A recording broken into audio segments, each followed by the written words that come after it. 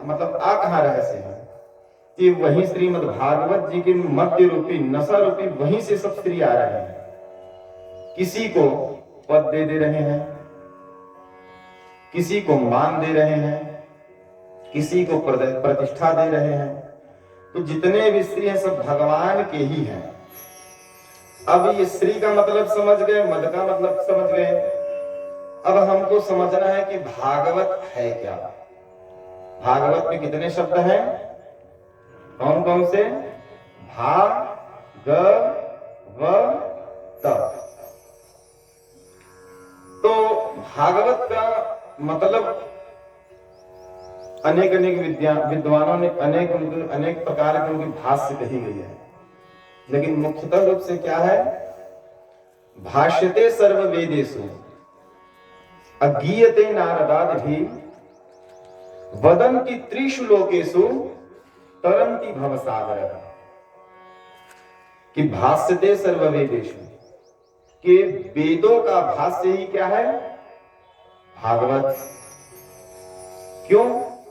क्योंकि वेदों में जिन्होंने वेद व्यास जी ने ही वेद के 4 भाग किए हैं, तो वेद में जो गाए हैं उन्हीं का ये भाष्य कौन सा है? श्रीमद् भागवत। अब आप लोग बोलेंगे कि महाराज जी वेदों में कहाँ गाए हैं, बताओ।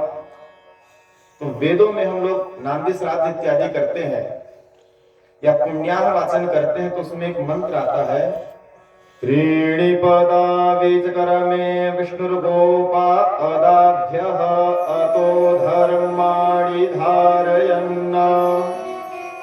ये वेदों के मंत्र हैं। एक ही वेद में, वेद के एक मंत्र में ही पूरा वामन चरित्र लिख दिए। कहे त्रीणि पदा, 3 पग पृथ्वी, विचक्र में जो चक्र धारण करने वाला है कौन? भगवान विष्णु। विष्णु गोपा, हाँ तो विष्णु, लेकिन गोपा बालक के स्वरूप में आए नाटे नाटे। अदाभ्य, और अतो धर्माणि धारयन्, और अपने शरीर को इतना लंबा चौड़ा किए कि पूरी धारयण धरती, पूरे तीनों लोग 14 भुवन को नाप दिए। तो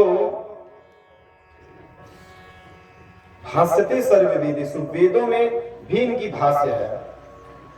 और गीयते नारदादि, नारद आदि जितने भी महात्मा हैं, सुखदेव जी हैं, नारद जी हैं, सनकादि हैं, सुत जी हैं, जिन्होंने इनको गाया है। गीयते नारदादि, और जिनको कुछ नहीं चाहिए, जो निर्ग्रंथा मुनि है। अब नारद जी को क्या चाहिए? कुछ नहीं, न उनके पास झोला है, न जेब है, बस एक वीणा लेकर घूमते रहते हैं। अब भाई जिनके पास जेब होगा उनको चाहिए रहेगा। हम लोग सामने जेब, पीछे जेब, इधर जेब, चारों तरफ जेब बनाते हैं। क्यों? पैसा रखने के लिए। तो जिनको कुछ नहीं चाहिए वो लोग भी भागवत जी को गाए हैं। आत्मा रामस्य मुनियो निर्ग्रंथा अप्युरुक्रमे, जो आत्मा राम में मस्त रहने वाले भी श्रीमद् भागवत जी को गाए हैं।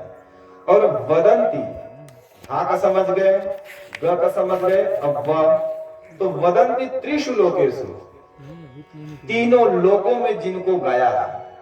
स्वर्ग में भी कल हम सुने थे महात्मा की कथा में, स्वर्ग में ब्रह्मा जी भी अचकित हो गए थे, उनका पगड़ी गिर गया नीचे, जब देखे कि भागवत सुनने से परीक्षित का मोक्ष हो गया, तब तौलने लग गए थे। तो ब्रह्मा जी ब्रह्मलोक में भी, स्वर्ग लोक में इंद्रादि देवी देवता भी अमृत का कलश लेकर के आए थे कि भैया ये भागवत की कथा हमको दे दो और अमृत रूपी कथा आप ले लो। तो स्वर्ग में भी, ब्रह्मलोक में भी, तीनों लोगों ने जिसने गाया। अब जाकर के पाताल में पूछ लो बलि जी से, वो भी तो गाए हैं। तो वदंती त्रिषु लोकेषु, तीनों लोगों ने जिसको गाया। और अंतिम आ गया त, भा हो गया, ग हो गया, व, और अंतिम त। इत का मतलब है तरंती भव सागर, जो भव सागर से तारने वाले हैं, जो भव सागर से मुक्ति देने वाले हैं, यही है श्रीमद् भागवत। अब आगे क्या है? महापुराण।